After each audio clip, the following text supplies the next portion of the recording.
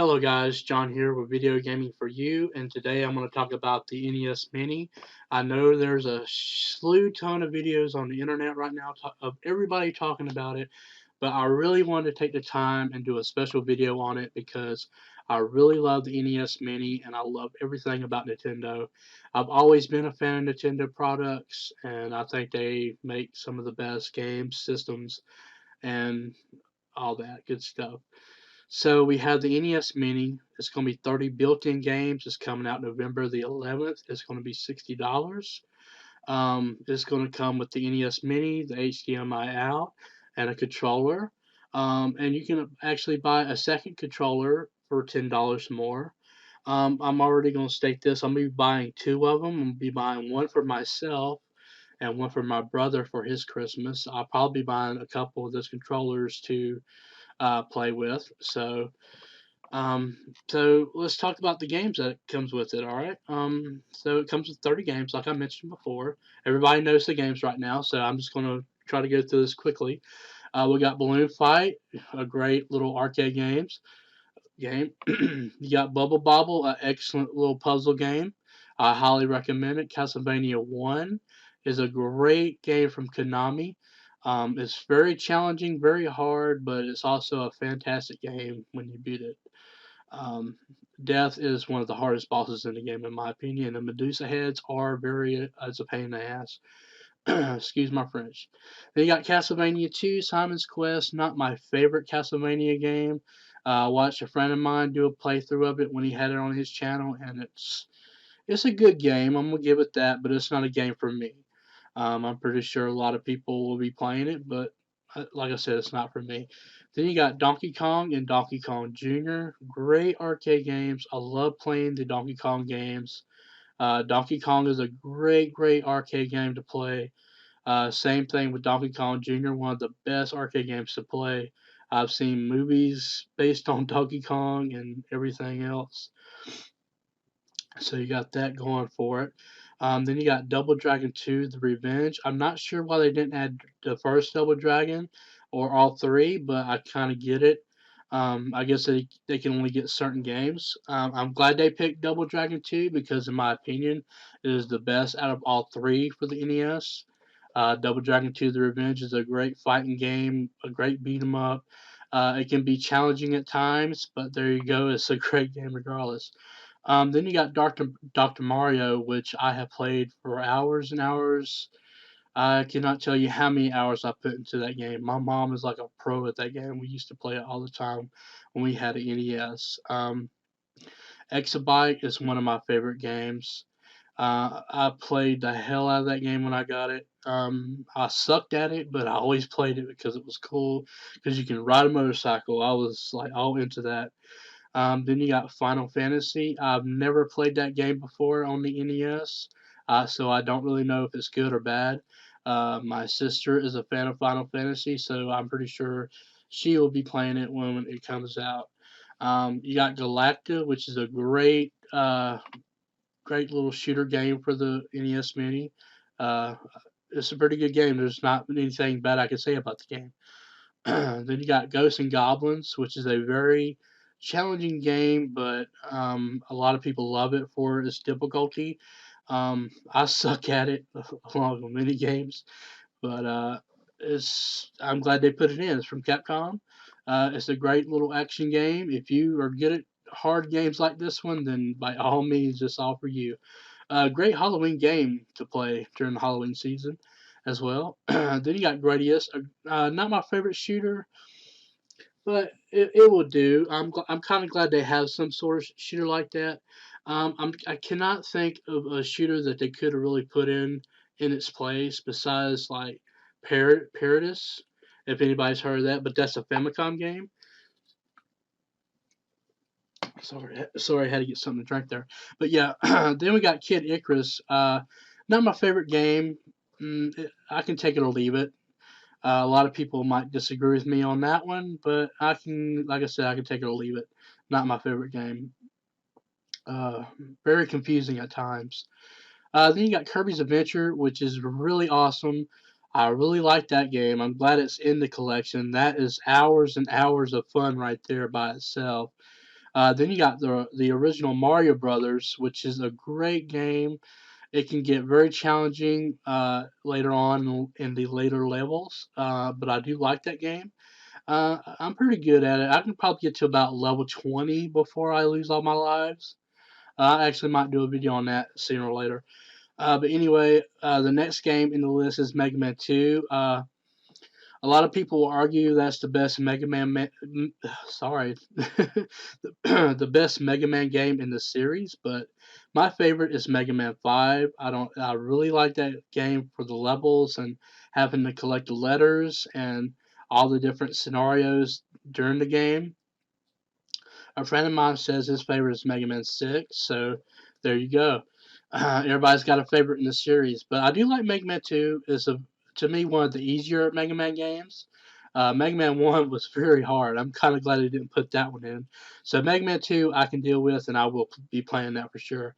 Metroid is a series I recently got into. I used to play Super Metroid all the time. That was a great and fantastic game, but I never played the original Metroid. And when I tried, I just could not figure it out. But I stuck with it, and I finally figured out what to do in the game and how to get through the game. I actually did a video not too long ago for it, and I'll be uploading the Play Choice 10 version next month. So again, that's a really great game for anybody. That's hours of fun right there. You got Ninja Gaiden, however you want to say it.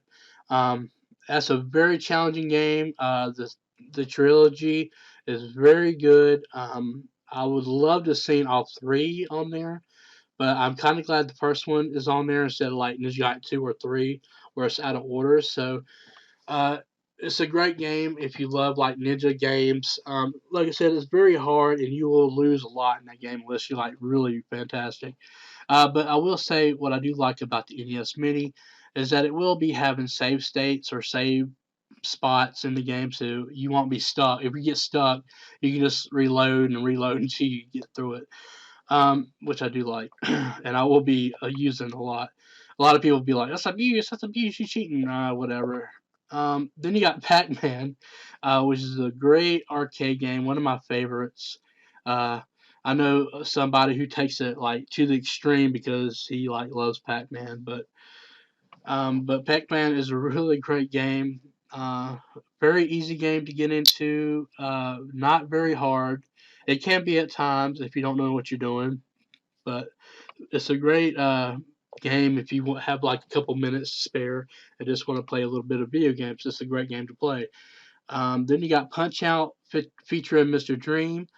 They obviously couldn't do Mike Tyson because of copyright issues, but there's no differences in either game. The only difference is you're fighting a white Mike Tyson instead of fighting the black Mike Tyson. I don't mean to sound racist, but that's what it is. So, and it's the same ending, same same everything.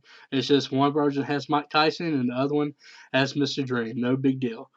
Then the next game is Star Tropics. I just recently did a video on that not too long ago, and I just recently got into the series. The first game was fantastic. I really liked it. I really liked how it was laid out in the top view, and the yo-yo was fantastic. I didn't much care for the second game, so there you go. Then the next game you get Super C.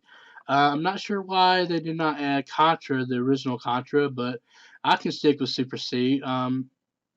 I like the overhead shooting of the game, so that's fantastic. Then you got the Super Mario series 1, 2, and 3, which you couldn't have this NES Mini without it. You really couldn't. Super Mario Bros. And Duck Hunt that came with the NES that I got when I was a little kid. I can remember it vividly having that little gun and shooting the ducks.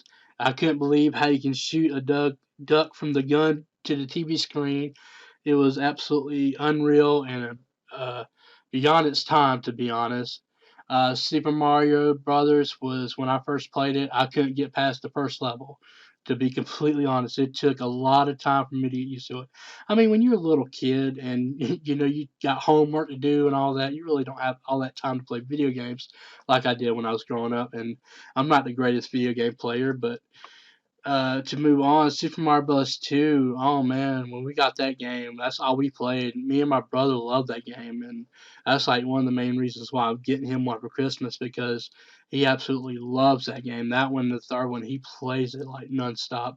He loves playing as a princess, and I do too, because she's like the best character in the game because she can pretty much float over any obstacle in the game. If you know how to use her, you can get through that game pretty easily. Super Mario Bros. 3 is a fantastic game. You can never get tired of that game. It's nonstop action. It's just awesome, awesome, awesome. It first debuted in the Wizard. I have nothing negative to say about it. Anybody could pick up and play it. It's very awesome. Then you got Tecmo Bowl. I wish Super Tecmo Bowl was on there, but I get it, and I might play it a few times here and there, but not going to be like the main game that I play when I boot up the NES Mini. Then you got the Legend of Zelda, which again you couldn't have an NES Mini without this game booted into it. It's a fantastic game from start to finish. It's got two different games really in it. You got the original mode in it, then you got a harder mode to go through. So it's a great game. Hours of fun. You cannot go wrong with this game. I play this game like non-stop. I love it. Zelda 2: The Adventures of Link, which is the 30th game in the NES Mini, is a great game. I've only played it a couple of times, but it's a good game. I'm not going to complain. I would be playing it. I do like that I can save and not have to worry about losing my file because you kind of need to be able to save in certain spots because certain spots in this game is pretty hard. But anyway, that's the 30 games that are in the NES Mini. Um, I have nothing negative to say about it. Like I said, I'm going to be buying two and probably a few controllers. Uh, I know Sega just came out and said they're going to be releasing a Sega Mini with 80 games on it, but if it's from that At Games company, then there's really no point in buying it because from what I've seen on YouTube and personal experience, the audio is god awful. Trust me, look it up on YouTube. At Games Sega Genesis Collection, your ears will cringe from the audio quality. Even the video quality is awful. It is so bad. But I'm gonna stop the video here. Thank you guys for listening to the video. I hope you enjoyed it. I don't do videos like this quite often, but I love talking about the NES and Nintendo products. I really hope they make a Super Nintendo Mini or a Game Boy Mini or whatever. I'd love to see more of this come out. I would even love to see another NES machine come out that has even more games on it. That'd be awesome. But I think this is them just testing the waters to see if it sells. And I think they hit a home run with this. I think it's going to sell a lot this Christmas. And I think a lot of kids are going to be happy with this. Any kid can play it. It's good for kids because you don't have to worry about blood and gore. You don't have to worry about cussing and people online being dicks and assholes. Sorry if you get offended by my language. That's just who I am. But anyway, I'm gonna stop the video and thank you guys for watching so much. Thank you, thank you, thank you. And until then, I'll see you guys later.